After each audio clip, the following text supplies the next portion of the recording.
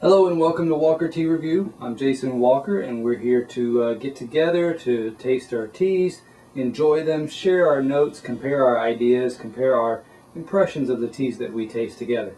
Now if you want to get involved with the tasting, one, it's great to do it with other people. Make sure you try to get some other people involved, friends. You can buy teas together. You could invest in some tea equipment together so you can sit down.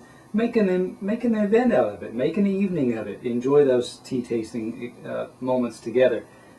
You can also find information where you can find out what kind of teas that we're going to be tasting next. You can find out information on tea equipment right up above. There's a join a tea tasting. This is a great time to get into teas because we're on the cusp of the arrival of a lot of Japanese greens and Chinese greens. Expect those to be coming in the next few weeks. So let's go ahead and talk about a tea.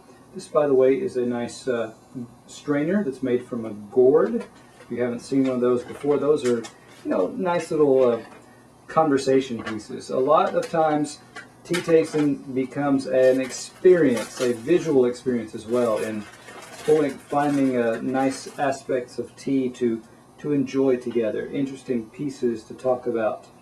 Now we've got our guy one here. We have a green tea that we're going to be looking at, and I'm going to try to get some of this on my spoon, although I don't know how well it's going to scoop and stay on the spoon. Now there's a spoon that is, as you'll be able to see, probably 3/4 of this teaspoon. I'm going to add just about, it looks like about, because it's a fluffy, lumpy, kind of bulky type serving here, that's about another 1/3 of a spoon right there. That should be good. Let me go ahead and set this aside for just one moment as we add our water. Water's been brought to a light boil, meaning it started to kind of gurgle a little bit, but then we took it off and allowed it to cool for, probably 30-40 seconds here.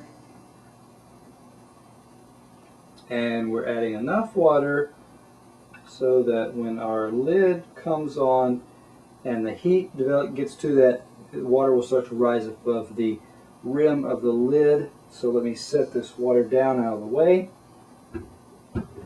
And let's set this guy one on the saucer here to steep for a few minutes as we introduce this tea and go through a tea tasting. Now we are going to talk about, of course, the liquor and the tasting of the tea. We also talk about the wet leaf, and then we also start with the dry leaf. Now this particular dry leaf, this particular tea, is from Norbu tea. Norbu's out of Dallas. This is their single bud Bilo Chun. That is from Sima County or Sima Prefecture, which is becoming more known as the Pu'er area. This is in Yunnan province. So this is in an area that is known for its pu'er, which is a separate kind of tea. But they've used teas from that area to produce a green.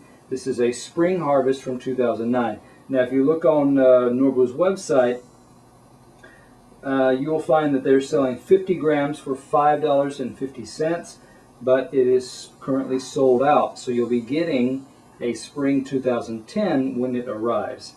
This particular tea, as we said, is a 2009. Okay, and we're going to talk about this tea and talk about the different aspects, the full test drive of this tea. Now you'll notice that I'm pulling out what is the resealable package here. Inside of that was a vacuum sealed or a sealed inner foil lining, which shows the dedication, the effort to preserve the freshness of this tea that Norbu has gone through.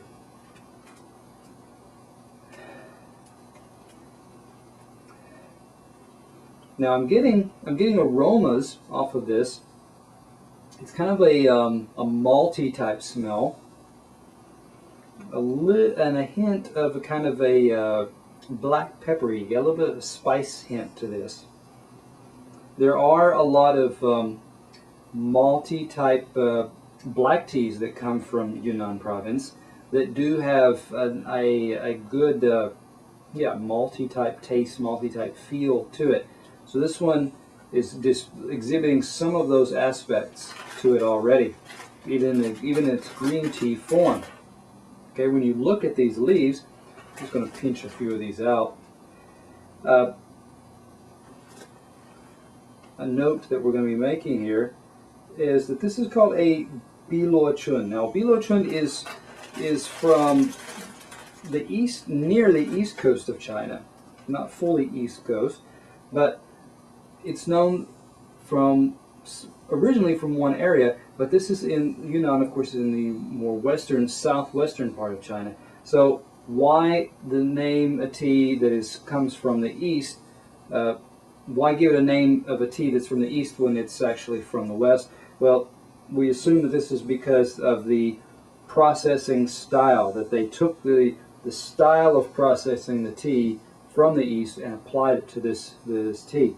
And so the Chun is characteristically known for spirally, curly type shape, fuzzy, downy, delicate, tender, small tips or buds, I should say, leaves. So that's kind of what we're seeing a little bit of here. We are seeing fuzzy, we are seeing silvery color, which indicates that these are newer, more delicate type of leaves. Let's see what else. You are getting some of that kind of swirled type shape in these as well. Although these are longer tips, longer leaves that we have here than than a traditional Chun. Probably because it's a different varietal. It's a different type of tea plant. Okay, so we've got silvery. We've got some kind of a silvery green, a lightish olive drab green coming in there, indicating newer, less mature, tender, delicate type of leaf there. Okay, with those aromas that are coming from a more of a Dianhong, a typical Yunnan style malty red tea. Okay, so we've got a combination of two different styles there. Let's go ahead and look at this wet leaf, and we're going to give it a pour. So pour, of course, with using a gaiwan. This is about a 4-ounce gaiwan. I'm going to angle my lid over. I'm going to put my middle finger and my thumb on the rim, my index finger on the top of the lid to hold it in place. My ring finger is actually going to help kind of support here as well. And we pour just like so. I'm actually going to turn it towards me so it's easier on, your wrist only bends so many ways. And we'll get those last few drips out, just like that. Now, I'm going to set that aside because we are next going to talk about this wet leaf. Give it a smell, see what we have.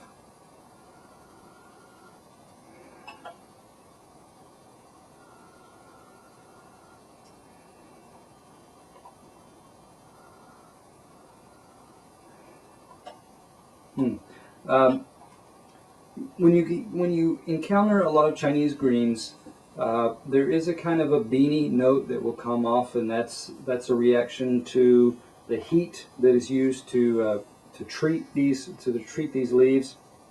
This one's coming off a little bit of a lima bean and a hint of kind of a black pepper, a tinge of spiciness coming off of this. Just a tinge though. Can't say much more than that. Let's look at these leaves though.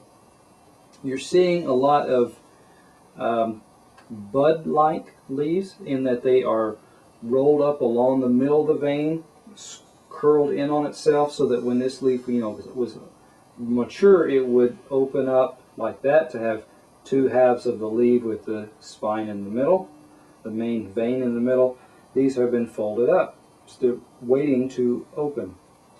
That's what you have here. You can actually see that this one had a little bit of a tip to it, a stem to it, so that there was another leaf that had come off, was ready to sprout or connect there. Here's a solid leaf. Nice This is getting into a kind of a pear, greenish yellow type color. Fairly delicate to the touch. Okay, set that one there. And really kind of more of the same of that. Here I just found one. Just going to show this one off a little bit and stick it to the side here, because this one's got a little bit of a reddish tinge to the edges of the leaf. You know what? Let's see. That looks like some oxidization, some little bit of oxidation or fermentation has taken place on the edge of that leaf. Perhaps it got bruised at some point before it was fixing. Before it was fixed, it was that oxidation process was stopped through a heating process. But that takes care of our wet leaf. Let's go ahead and talk about our liquor now. You know, lighter color. It's not exactly honey. It's a bit of a yellowish, paler color than a honey note. You can still see a lot. You know, hold it up to the light. You still see a lot of down, very fine filaments floating, dancing around in your cup. So it's kind of interesting to enjoy. That kind of it's a bit of a peppery note. It's a little bit of a boiled cabbage / black pepper type note coming off of the nose here. Let's give it a try. I'm going to slurp this to, you know, activate it, let more air get in contact with it.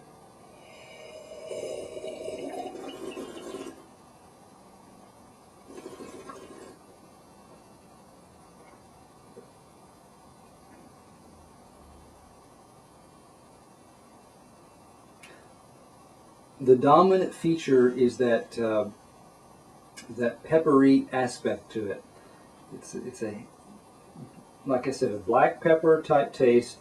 The stringency hits you pretty well, especially towards the back of your palate, back of your tongue.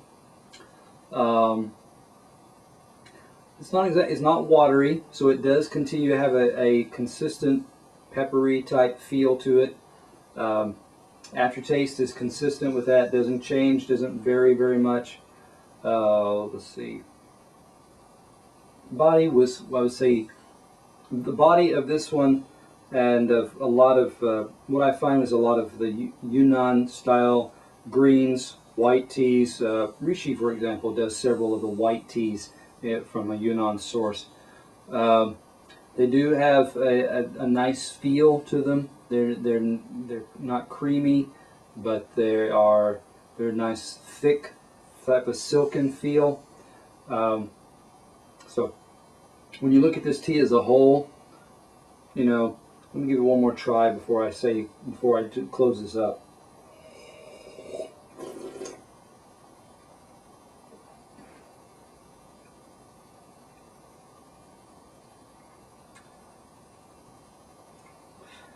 This tea could have done well, could have competed well as a white tea, as a Yunnan white tea. It had the potential, at least from the dry leaf smell, from the looks of the dry leaf, it could have had potential as a black tea, a Denhong type of tea. But when you put it when you name it Bilo Chun, and you put Yunnan on it, I just don't know what to do with it. I mean, it's not a Bilo Chun. It's not what I would expect from a Bilo Chun, and it has those Yunnan characteristics to it. So I gave this tea an 86. It does have some pepperiness to it. It does have a smooth feel to it. It's the silken type of feel as far as the body goes. The aftertaste is consistent. You know, if you like Yunnan type greens, Yunnan type whites, this one has those characteristics. That's going for it. But to say it's a Bilo Chun, honestly, I'm confused, and you can't really place it with anything else. So that's why we gave it an 86. It has something there. It's just what do you do with it, basically? So come back next time where we're going to be comparing this tea. Perhaps you have your comparison notes. You want to say what you thought of this tea. You want to leave me a comment. Maybe you find I'm way off. Go ahead, let me know that, and share your thoughts here at Walker Tea Review.